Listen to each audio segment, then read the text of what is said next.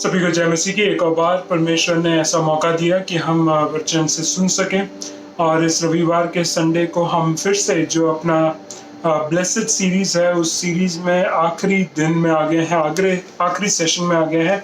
और ये एक प्रकार से हम देखा जाए तो जो पिछले हफ्ते का मैसेज है उसी का कंटिन्यूएशन है। तो मैं ज़्यादा इसमें नहीं ड्वेल करूँगा, क्योंकि पिछले हफ्ते में अगर आपने उस मैसेज को सुना है तो उस मैसेज के हिसाब से ही आप देखेंगे कि ज़्यादातर बातों को मैंने उसी में कवर कर लिया है। लेकिन जो भी कुछ नई बातें, जो अच्छी बातें हैं इस वाक्यों में से, वो मैं आपके बीच में रखना चाहूँगा। तो आज के मनन के लिए हम निकालेंगे मत्ती रचित सुसमाचार, उसका 5 अध्याय, उसका 11 और 12 वाक्य मैं आपके बीच में पढ़ूंगा। वो वाक्य इस तरीके से कहता है, धन्य हो तुम जब मनुष्य मेरे कारण तुम्हारी निंदा करें और सताएं और झूठ बोल बोल कर तुम्हारे विरोध में सब प्रकार की बुरी बातें कहें। तब आनंदित और मगन होना, क्योंकि तुम्हारे लिए स्वर्ग में बड़ा फल है, इसलिए कि उन्होंने उन भविष्यवक्ताओं को जो तुमसे पहले थे इसी रीति से सताया था। इस दोनों वाक्यों के ऊपर ही मैं रहकर कार्य बातों को बताना चाहूँगा, समझाना चाहूँगा। परमेश्वर इस तरीके से ये बातों के आखिर में रखने की वजह से, जब आप पूरे बीएटिट्यूड्स को देखेंगे या पूरे जो इन धन्य वचनों को देखेंगे, तो आप देखेंगे कि शुरू से लेकर अब तक जो भी कार्य आपको करने को बोला गया है, अगर आप उसके हिसाब से अपने जीवन को ढालते चले जाएंगे, आप नम्र बनेंगे, आप शांति और मेल कराने वाले बन जाएंगे, तो लोगों को जो है ये बातें पसंद नहीं आती हैं। और ये बातें जब पसंद नहीं आती हैं तो वो क्या करते हैं कि जब आप अपने जीवन को मसीह के हिसाब से अपने जीवन को चलाने की कोशिश करते हैं, जब परमेश्वर के वचन के हिसाब से अपने जीवनों का चाल चलन, अपना आदत, सब कुछ आप बदलने की कोशिश करेंगे, तो लोगों को वो पसंद नहीं आता है। और कई बार वो लोग जो है इस प्रकार से आपके पीछे बोलने लगेंगे कि तुम मसीह बन गए, इस वजह से ऐसा हो गया, ये वैसा हो गया, या तुम मसीह में चले गए इस वजह से तुम्हारे जीवन में ये परेशानियां हैं, या तुम मसीह में हो गए हो इस वजह से तुम्हारा और हमारा कोई नाता नहीं है, रिश्ता नहीं है, तुम्हारे विरोध में हम कार्य करेंगे, तुम्हें सताएंगे, तुम्हें बुरी बुरी बातें सुनाएंगे, तुम्हारे विरोध में हम कार्य करेंगे। तो ये सारी बातें जब आती हैं तो यीशु मसीह ने ये बातों को पहले ही बता दिया है कि तुम मेरे कारण सताए जाओगे, तुम मेरे कारण, तुम्हारे विरोध में लोग हो जाएंगे, तुम मेरे कारण ही तुम्हारे विरोध में जो लोग हो गए हैं वो तुम्हारे बारे में बुरी बुरी बातें गढ़ेंगे। ये बात यीशु मसीह ने पहले ही क्यों किया है? क्योंकि उन्होंने देखा है कि जब परमेश्वर, यीशु मसीह खुद इस संसार में आए और उसी प्रकार का जीवन जैसे परमेश्वर की इच्छा, पिता की इच्छा के अनुसार चलने लगे, तो लोगों को वो बातें पसंद नहीं आई। उसी प्रकार वो कह रहा है कि जब तुम मुझ पर विश्वास करके अपने जीवन को आगे चलाओगे तो तुम्हारे जीवन में भी वैसा ही रिजल्ट आएगा जैसे यीशु मसीह के जीवन में था। तो अगर आप ये सोच के मसीह में आए हैं कि मसीह में आने के बाद मेरी सारी समस्याएं दूर हो जाएंगी, मैं चंगा हो जाऊंगा, मुझे कोई प्रॉब्लम नहीं होगी, तो आप गलत हैं। आप गलत सोच के आए हैं, क्योंकि परमेश्वर के पीछे चलने का मतलब है अपना क्रूस उठाना, और क्रूस उठाने के वजह से ही नहीं, लेकिन और भी लोग जो है आपके ऊपर उंगली उठाएंगे, आपके ऊपर बुरी बातें कहेंगे और आपके विरोध में कार्य करने के लिए तत्पर रेडी रहेंगे। क्योंकि जब आप प्रभु में आ जाते हैं, जब आप मसीह में आ जाते हैं, तो शैतान को वो बात बिल्कुल पसंद नहीं है,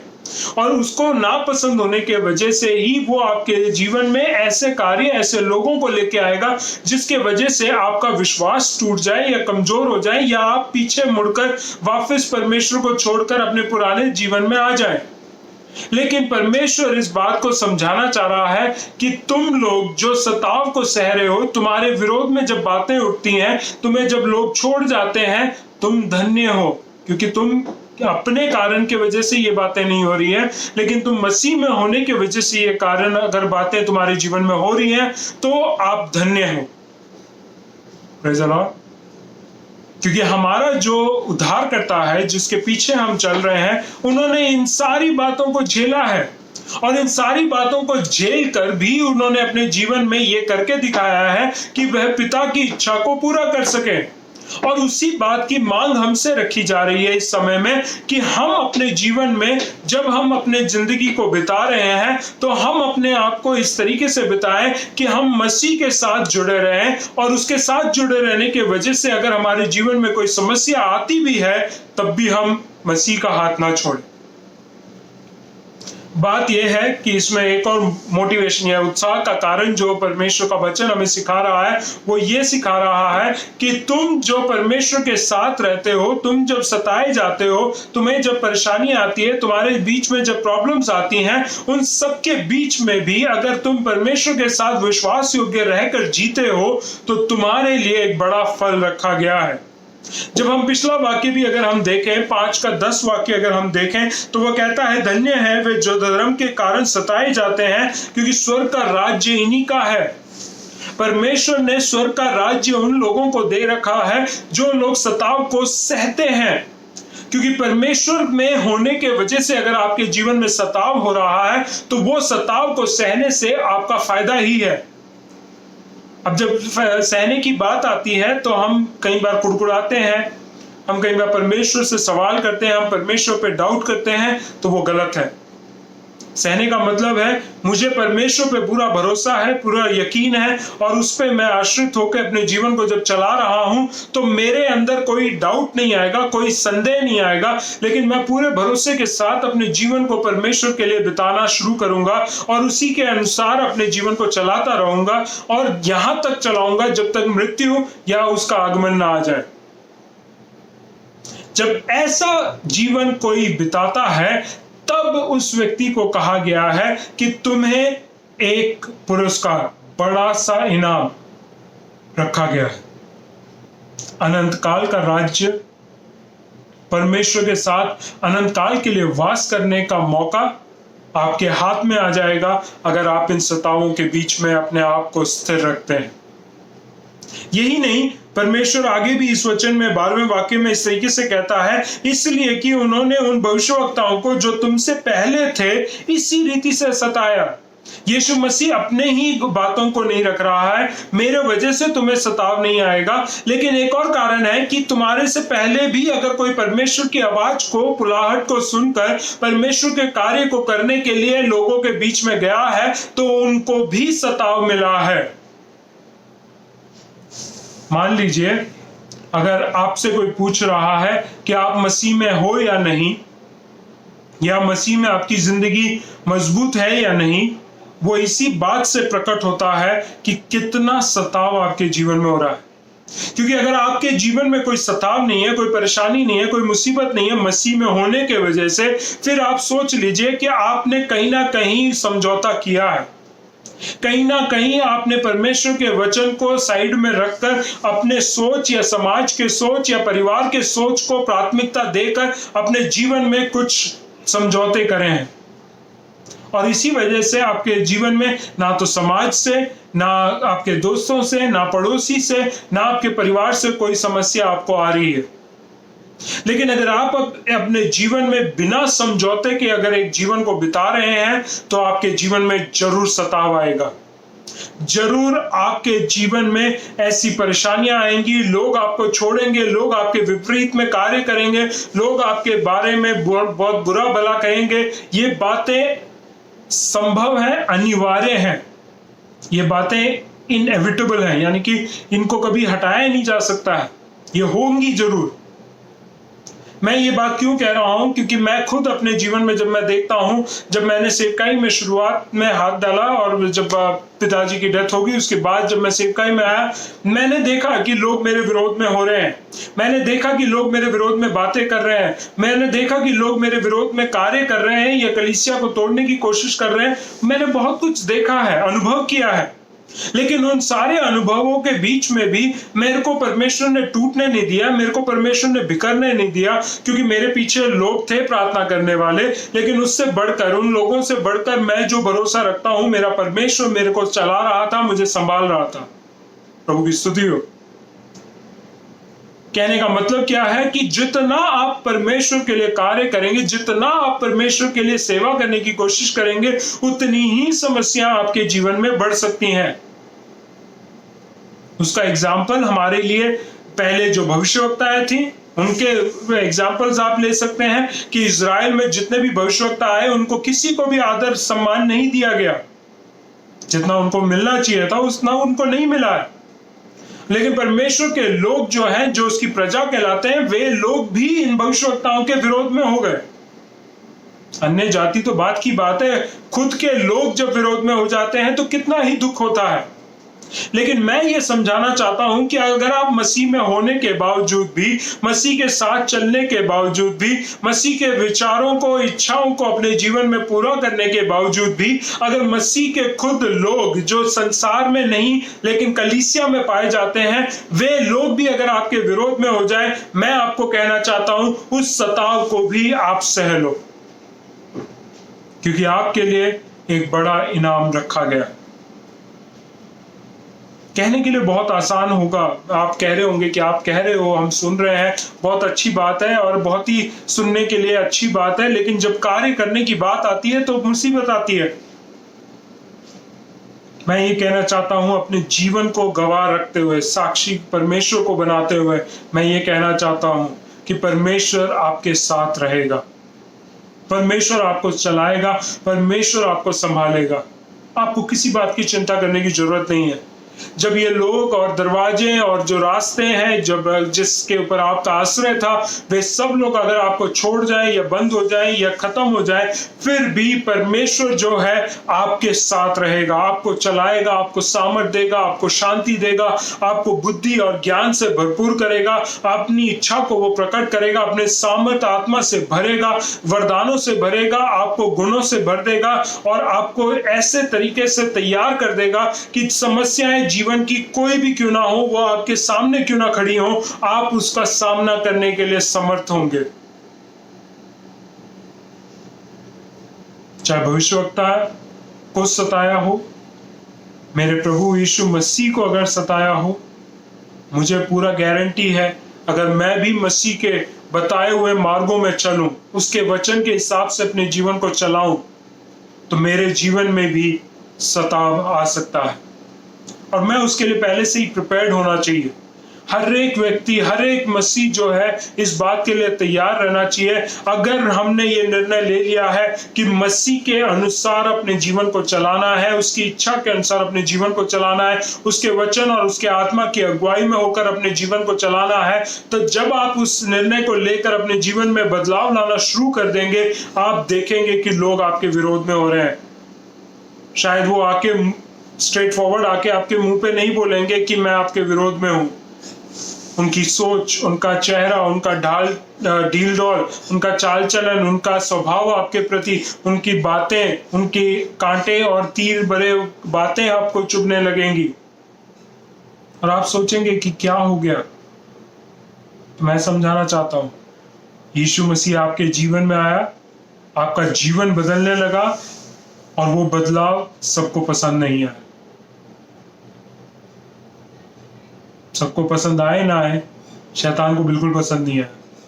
इसलिए वो आपके जीवन में परेशानियों को लेके आ रहा है, ताकि आप इस तरीके से सोचें कि मसीह में आने की वजह से परेशानियां हैं, मुसीबत है, बहुत सारी डिफिकल्टीज और बहुत सारी ऐसी परिस्थितियों से होके जाना पड़ेगा जिसमें दुख है, जिसमें परेशान क्लेश है, जिसमें दर्द है, जिसमें बीमारियां हैं। ये बातें अगर मेरे को झेलनी ही थी तो मैं मसीह में क्यों आया।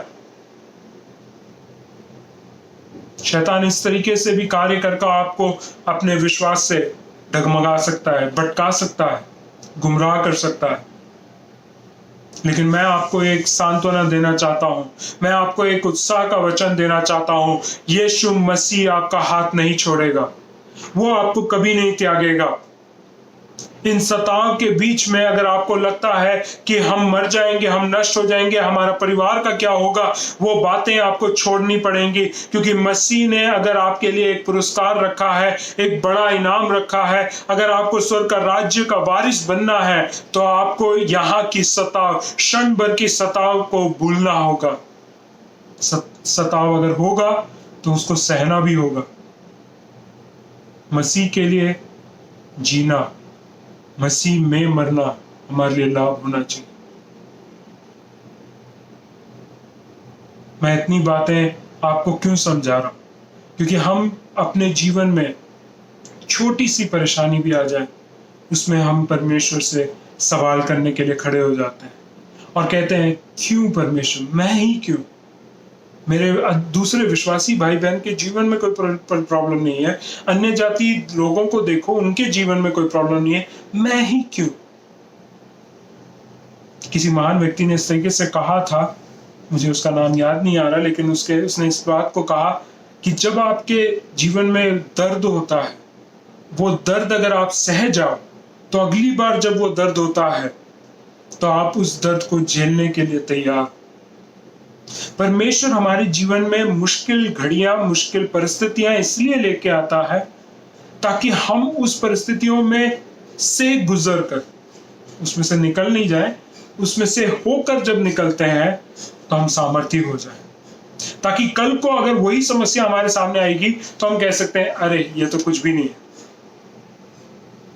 मैं ये एग्जांपल लेना चाहता हूं क्योंकि जब भी हम नए चीजों को ट्राई करते हैं तो हमारे अंदर एक डर होता है, एक एंटिसिपेशन होता है कि क्या होगा क्या होगा, एक ऐसा सवाल हमारे अंदर चलता रहता है। कई बार हम कोई चीज करने के लिए जाते हैं तो कई बार डर भी होता है कि ये सही होगा, ये गलत होगा, ये इसमें फायदा होगा, ये नुकसान होगा, कई बार हम सोचते हैं। लेकिन जब हम उस परिस्थिति से होकर चले जाते हैं, जब हमारे लिए सब कुछ अच्छा हो जाता है, तो अगली बार अगर कोई और व्यक्ति नए तरीके से उसको पहली बार अगर एक्सपीरियंस करने जा रहा होता है, उसके अंदर जब डर होता है, तब हम आके उसको समझा सकते हैं कि मैंने भी ये किया है, ये बहुत ही अच्छा है। मुझे आज भी याद है कि मेरे कॉलेज के दिनों की बात है, जब हम एक बार वाटर पार्क में गए थे, और वाटर पार्क में जब गए थे तो वहाँ पे एक वर्टिकल ड्रॉप था, बिल्कुल वर्टिकल ड्रॉप, और आई डोंट नो वो 80 फुट था या 100 फुट था, मुझे कुछ याद नहीं है, लेकिन बहुत ही ऊंचा था। मतलब वो एक स्लाइड जैसा है जिसमें से पानी गिर रहा है, लेकिन स्लाइड है, और उस स्लाइड में क्या है कि थोड़ी दूर तक आप ऐसे इस लेवल में जा रहे हैं, सीधा जा रहे हैं, और फिर एकदम से जो गिराव है ना, मतलब उस समय आप ऐसा लग रहा है कि आपने परमेश्वर के हाथ में अपने जीवन को दे दिया और कह रहे हैं कि प्रभु लो, मेरा प्राण ले लो, मैं आपके पास आ रहा हूं। उस तरीके का वो ड्रॉप था। जब मैं पहली बार करने के लिए गया, मैं लोगों को अपने सामने देख रहा था, उनके अंदर भी डर था, और उस डर के वजह से वो लोग हिचकिचा रहे थे कि मेरे को जाना चाहिए, नहीं जाना चाहिए, वो परेशानी थी। लेकिन जैसे ही उन्होंने किया और जब उनका वो राइड खत्म हो जाता, 3 सेकंड में सारा कुछ खत्म हो जाता, 3 या 4 सेकंड में आप ऊपर से नीचे तक पहुंच जाते हैं। 80 फुट का जो डिस्टेंस है वो आप 4 सेकंड में कर लेते हैं। और जब मैं पहली बार उसमें गया, मैं वहां पे अपने आप को लिटाया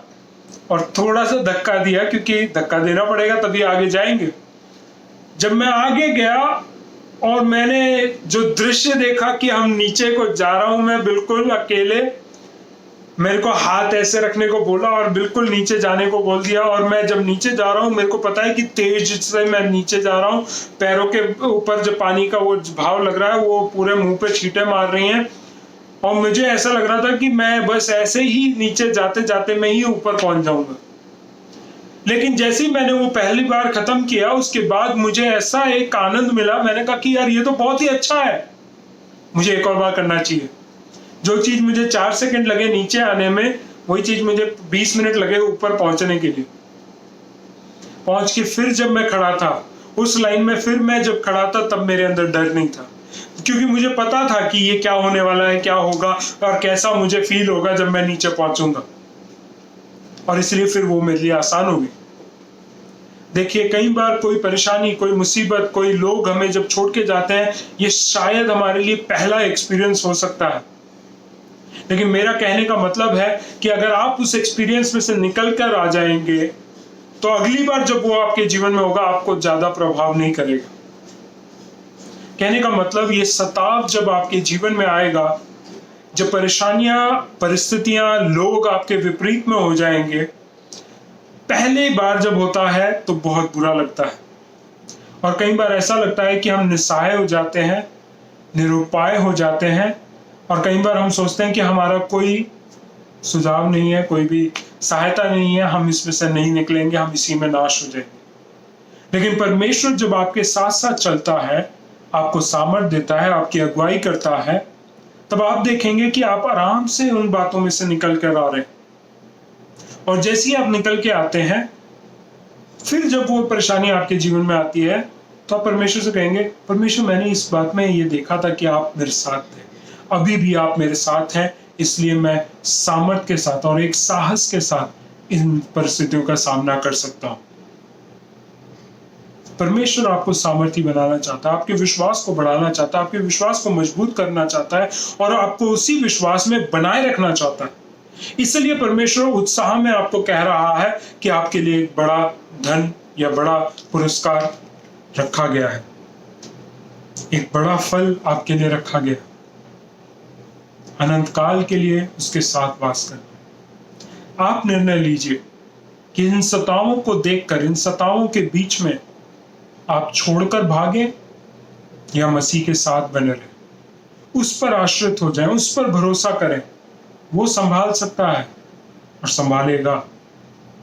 वो सुरक्षित कर सकता है और सुरक्षा करेगा भी। प्रभु के इस वचन को आपने अगर सुना है, समझा है,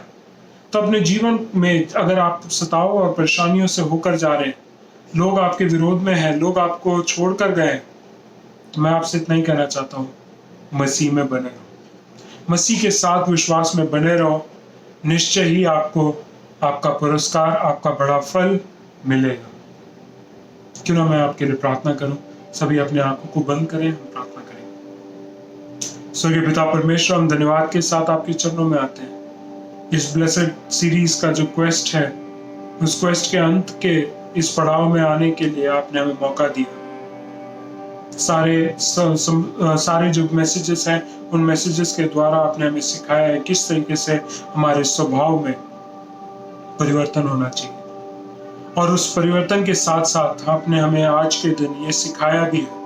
कि हम सताव और परेशानियां और परिस्थितियां जब विपरीत हों, तो उन समय में आपको छोड़कर नहीं, आपके साथ रहते हुए उन परिस्थितियों को, उन सतावों को हम सहने पाए। निश्चय ही हमारे लिए एक बड़ा फल रखा गया, लेकिन हम इन फल के वजह से नहीं, आपको भी सताया गया, प्रभु यीशु मसीह को सताया गया और भविष्यवक्ताओं को भी सताया गया, तो हम भी अपने विश्वास के निमित्त, हम उस विश्वास के लिए अपने आप को इन सताओं के बीच में सहने के योग्य बनाए। सहने की क्षमता हमारे अंदर बढ़ाइए, सहनशील बनाइए और सारी बातों में हमें सामर्थ, आपकी शांति, आनंद और परमेश्वर आपका अगुवाई खास करके हमारे जीवन में हमेशा होती है। एक और बार सभी को आपके हाथ में देते हुए प्रार्थना विनती मांगते हैं प्रभु यीशु मसीह के नाम से, आमीन। एक और बार जो मैं ये कहना चाहता हूँ कि अगर ये वचन के द्वारा आपको आशीष मिला है, आपको लगता है कि आपके जीवन में कुछ ना कुछ बातें आपने सीखी हैं या आपके जीवन में कुछ ऐड हुआ है, तो ये बात को आप अपने तक सीमित ना रखें। मैं आग्रह करूंगा, निवेदन करूंगा कि आप लोगों तक ये आशीष का कारण का वचन आपके लोगों तक पहुंचे, अपने मित्रों को दें, अपने कलीसिया के लोगों को बांटें, ताकि आपने जो आशीष पाया है वे लोग भी उस बात से आशीषित होने पाए और परमेश्वर उनको भी सुरक्षित और बलवंत और आशीषित रखने पाए। ये सारी बातों को एक और बार परमेश्वर के हाथ में देते हुए, मैं आपको परमेश्वर के हाथ में देते हुए निवेदन करूंगा कि आप हमें निरंतर हमारे लिए प्रार्थना में लगे रहें, हमारी सेवकाइयों के लिए प्रार्थना करते रहें, ताकि परमेश्वर की इच्छा हमारे कलीसिया और हमारी सेवकाई के द्वारा होती रहे। जहाँ कहीं पे भी आप हैं, परमेश्वर आपको सुरक्षित रखें, परमेश्वर आपको आशीषित रखें, आपको किसी भी भली वस्तु की घटी ना होने पाए। ये बात के निवेदन रखते हुए, प्रार्थना करते हुए, प्रभु को मैं सब कुछ हाथों में देते हुए सभी को मैं जय मसीह की कहना चाहूँ। जय मसीह।